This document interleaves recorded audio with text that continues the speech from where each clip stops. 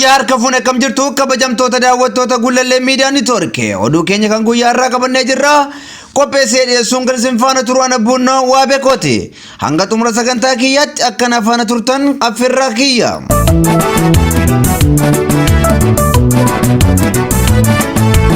Waraanni bilisummaa Oromoo kallattiilee ulaa Finfinnee hundaan gara Finfinneetti dhiibaa jiraachuun himame.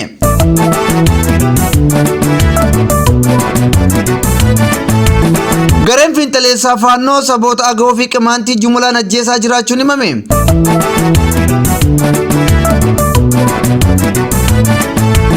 Aleellaa karaa waraana bilisummaa Oromoo irratti baname ofirraa qolachuu kan dadhabe mootummaan Itoophiyaa namoota nagaa iraarsaa jiraachuun himamee jira.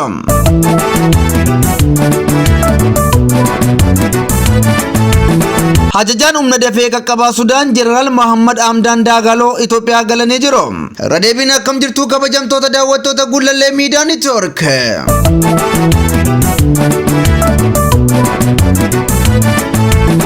Waraanni bilisummaa Oromoo kallattiilee ulaa Finfinnee hundaan gara Finfinneetti dhiibaa jiraachuun himame. Guyyoota lama dura opereeshinii sirna PP buqqisuu jedhu kan labse waraanni bilisummaa Oromoo kallattiiwwan ulaa Finfinnee hundaan diina buqqisaa jiraachuu maddi keenya nuuf eeree jira. Lolli kun haala kanaan dura baratame olitti jabaa ta'uu kan ibse maddi keenya yeroo ammaa funyaan Finfinnee jedhatti godina addaa naannawaa Finfinnee Qarsaa fi Sabbataa keessatti lolaa jira jedhamee jira. Waraanni bilisummaa Oromoo zoonii giddu galeessaa kutaalee shanan Finfinnee geessan irratti tarkaanfii fudhachaa kan jiru hoggaa ta'u zooniilee lixaa kaaba Oromiyaa, kibba Oromiyaa fi baha Oromiyaa hojii caasaa PP buqqisuu dalagaa jirus jedhamee jira. Haaluma kanaan lixa Shawaa aanaa Gindabarat keessatti tarkaanfii loltoota PP irratti fudhatee hoggaa ta'u Wallagga lixaa aanaan Olee Kaabbaatti injifannoo galmeessuusaas waraanni bilisummaa Oromoo ibsee jira. Akkasumas kaaba Oromiyaa Walloo aanaa Baatee keessatti opereeshinii buqqisaa geggeesseen sirni PP barbadaa'uun himamee jira. Kaambii loltoota impaayera biyyattiis to'atamuu waraanni bilisummaa Oromoo ibsee jira. Haaluma wal fakkaatuun godina Qellem Wallaggaa aanaa Gaa'oo Qebbeetti mooraan diina lama Seertumii fi Shimalaa barbadaa'uun waraanni bilisummaa Oromoo beeksisee jira. Kibba lixa Oromiyaatti godina Bunnoo Beddellee aanaa Makkoo, kibba Oromiyaa Gujii lamaan, baha Oromiyaa Arsiitti, godina Salaalee Kuyyuu dabalatee bakkoota wal waraansi waraana bilisummaa Oromoo fi waraana mootummaa gidduutti adeemsifamaa jiru ta'uunsaas beekamee jira. Waraanni bilisummaa Oromoo fedhii nageenyaa uummati qabu milkeessuuf waldhabdeen siyaasaa Oromoo mudate karaa nagaan akka furamuuf marii araaraaf dursa kennus qaamoleen mootummaa araaricha gufachiisuun isaanii ni yaadatama. Yeroo ammaa kana waraanni bilisummaa Oromoo Alellaa deebii loltoota mootummaa irratti banuu isaatiin loltoonni mootummaa hedduun ajjeefamuu fi harka kennachaa jiraachuun isaanis ni yaadatama.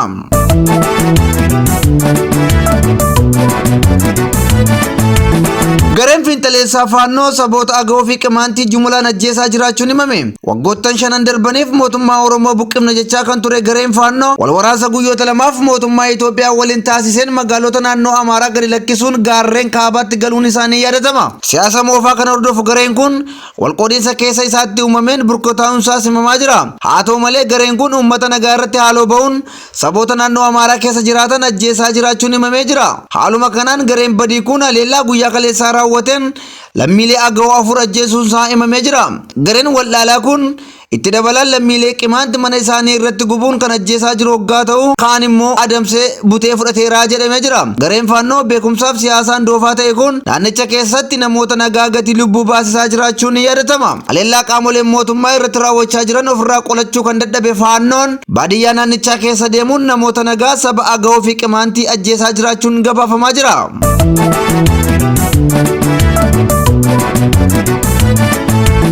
Aleellaa karaa waraana bilisummaa Oromoo irratti baname ofirraa qolachuu kan dadhabe mootummaan Itoophiyaa namoota nagaa iraarsaa jiraachuun himamee jira.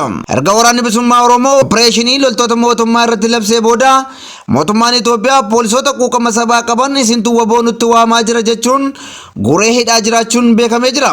Haaluma kanaan kibba lixa Shawaa magaalaa Tullu Boollootti poolisoota quuqama sabaa qaban maqaa shanee deeggartu jechuun mana hidhaatti guuraa jiraachuun odeeffamee jira. Akka maddi keenya nuuf himetti guyyaa irraa isintu shanee nutti waame nurguchiise jechuun raayyaan ittisa biyyaa poolisoota hidhaatti guuraa jiraachuun himamee jira. Mootummaan gaaffii sabaaf deebii laachuu dadhabe afaan qawween falmachuu filannoo isaa jalqabaa taasisuun lammiilee nagaa dararaa jira. Magaalaan Tullu Boolloo magaalota halkan kaleessaa waraana bilisummaa Oromoo sakattaaman keessaa ishee tokkodha. Haaluma wal fakkaatuun mootummaan abdii kutate PP'n haasaa isaa diiguu eegaluunis dhagaamee jira. Akka odeessi keenya nuuf eeretti caasaaleen mootummaa godinaa hanga aanaa jiran wal gaarreeffachuun dabarsanii wal kennaa jiraachuun himameera. Caasaaleen godinaa fi aanaa mootummaaf loogan ta'uudhaan akka waan rakkoon nageenyaa naannoo isaanii hin jirretti hoggaa ibsan caasaaleen mootummichaa muraasni immoo rakkoon nageenyaa jiraachuu eeruun uummati akka gargaaramuuf waamicha dhiyeessaa jiru.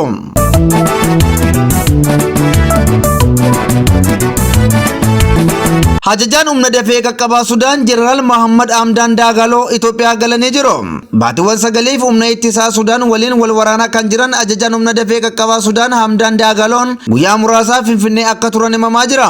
Jeneraal Hamdan yookaan Hameettiin akkaataa Sudaan gara nageenyaatti deebi'uu dandeessu irratti mari'achuuf Ugaandaa turuun isaanii ni yaadatama. Hamdan Dagaloon akka jedhanitti mootummaan Ugaandaa Sudaan akka gara nageenyaatti deebituuf yaada furmaataa naaf kenneeraa jedhee jira.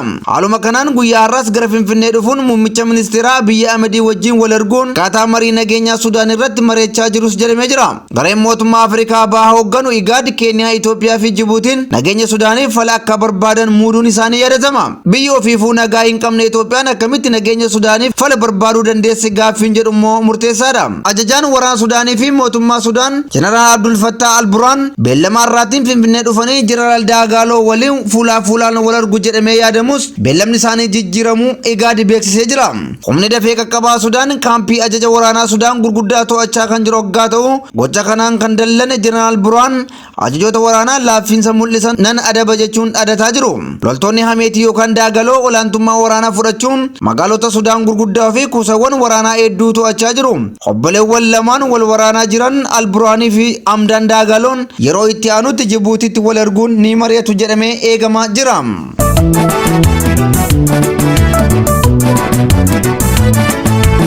Hayyani kabajamtoota daawwattoota keenya qophiin keenya kan guyyaadhaatiif qabanne kan hangasii ture. Qopheessee dhiyeessuun kan isin faana ture ana Bunnoo Waabeekooti. Isinis qophiileen keenya yeroo hundumaa akka isin bira ga'aniif subscribe like gochuun akkasumas gaaffii fi yaada yoo qabaattan karaa imeela keenya gulaleemiidiyaa@gmail.com ergaa keessan nu qaqqabsiisaa isiniin jenna. Waan daawwattaniif galatooma.